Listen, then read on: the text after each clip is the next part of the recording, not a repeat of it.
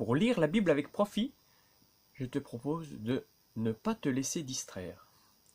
On va lire 1 Thessaloniciens chapitre 5. Et dans 1 Thessaloniciens chapitre 5, Paul est en train de parler de l'espérance du chrétien et particulièrement du retour du Seigneur. C'est ce qu'on vient de voir hier dans 1 Thessaloniciens 4 et il continue son idée. Je lis 1 Thessaloniciens 5, versets 1 à 11. Pour ce qui est des temps et des moments, vous n'avez pas besoin, frères, qu'on vous en écrive. Car vous savez vous-même parfaitement que le jour du Seigneur viendra comme un voleur dans la nuit. Quand les hommes diront « paix et sécurité », c'est alors que soudainement la ruine fondra sur eux, comme les douleurs sur la femme enceinte, et ils n'échapperont point. Mais vous, frères, vous n'êtes pas dans les ténèbres pour que ce jour vous surprenne comme un voleur. Vous êtes tous fils de la lumière et fils du jour. Nous ne sommes pas de la nuit ni des ténèbres. Ne dormons donc pas comme les autres, mais veillons et soyons sobres. Ceux qui dorment, dorment la nuit, et ceux qui s'enivrent, s'enivrent la nuit. Mais nous qui sommes du jour, soyons sobres, revêtons la cuirasse de la foi et de l'amour, ainsi que le casque de l'espérance du salut. Car Dieu ne nous a pas destinés à la colère, mais à la possession du salut par notre Seigneur Jésus-Christ, qui est mort pour nous, afin que, soit que nous veillions, soit que nous dormions, nous vivions ensemble avec lui. Ainsi donc, exhortez-vous mutuellement et édifiez-vous l'un l'autre comme vous le faites déjà. Ce texte m'a fait penser à 1 Pierre 4, verset 7, qui dit « La fin de toute chose est proche. Menez donc une vie équilibrée et ne vous laissez pas distraire afin d'être disponible pour prier. » Menez une vie équilibrée, où là on voit dans ce texte « Soyez sobres, soyez sensés à tous égards », dirait Paul à Tite.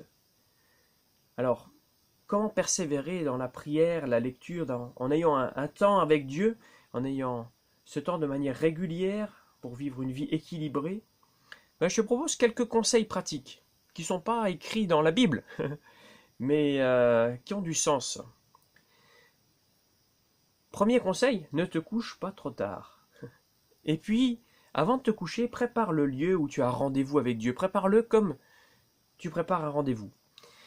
Ça veut dire, je sais pas, le bureau est rangé peut-être, et puis les choses sont prêtes. Tu as peut-être déjà la tasse qui est prête pour le café, si quand tu as un rendez-vous tu prends un café. Tu as peut-être tes petits carnets qui sont là autour de ta Bible, tes crayons de couleur qui sont déjà posés. Tout est prêt pour ce moment. Si tu as besoin de poser une bougie à côté, tu peux poser ta bougie à côté ou réfléchir à l'éclairage que tu souhaites. En tout cas, ne te couche pas trop tard et avant de te coucher, prépare ton lieu de rendez-vous. Ensuite, lève-toi tôt, en tout cas avant le reste de la maisonnée, et avant que tes cours commencent, bien avant que tes cours commencent. Et puis, commence ta journée par la lecture, la prière. Peut-être tu as du mal à commencer par la lecture, la prière, parce que tu es stressé pour savoir si tu as reçu un message dans la nuit. Alors bon, si tu arrives à le gérer, ouvre ton téléphone, regarde vite fait ce qui est arrivé, et puis voilà, tu peux l'éteindre de nouveau ou le mettre sur silencieux. Applique le geste barrière de la distance sociale. Laisse au moins 1 mètre entre toi et ton smartphone, et puis pose-le à l'envers en mode avion. Ne te laisse pas distraire même par des mails qui pourraient être bien, genre des mailings chrétiens avec la petite méditation du matin, etc. Mais en fait, à force, quelles que soient les informations qu'on reçoit, elles peuvent nuire autant qu'on passe dans la prière et dans la lecture de la Bible. Ça peut devenir des distractions, ça aussi, même si ça semble être des bonnes choses. À un moment donné, on pourrait chercher des informations pour prier, mais on pourrait en avoir tellement qu'on n'a plus le temps de prier. Et ça, ce ne serait pas mener une vie équilibrée. Et si tu as des pensées vagabondes, n'hésite pas à les noter simplement sur une petite feuille à côté, et puis laisse les feuilles là, prie pour ça, et puis rattaque ta lecture et ton temps de prière. Comme beaucoup d'étudiants, tu vas peut-être me dire, mais moi je suis plutôt du soir. Très bien, la Bible ne dit pas que le matin c'est mieux. Mais je te propose quand même que le monde de la distraction est un monde du soir et de la nuit. Et que c'est donc bien plus simple, le matin, de te focaliser sur la lecture et la prière. Oui, tu auras beaucoup moins de distractions possibles et beaucoup moins de SMS qui arrivent. Quand tu te lèves tôt, tu as l'impression d'être tout seul. Et tu es très peu coupé, tu es bien disponible et tes pensées peuvent bien se focaliser sur Dieu, la lecture de la Bible, la prière. En plus, tu as beaucoup moins d'imprévus le matin que le soir. Le soir, tout à coup, il y a un pote qui revient de loin, tu fais une soirée. C'est moins fréquent le matin. C'est aussi un rythme qui peut traverser toutes les périodes de la vie. Demande aux aînés. Ceux qui ont su persévérer dans la lecture, ils l'ont fait, le matin ou le soir. Et tu verras que tu seras très surpris par le pourcentage. Alors moi, je le vois comme un encouragement et très tôt, je l'ai appliqué dans ma vie.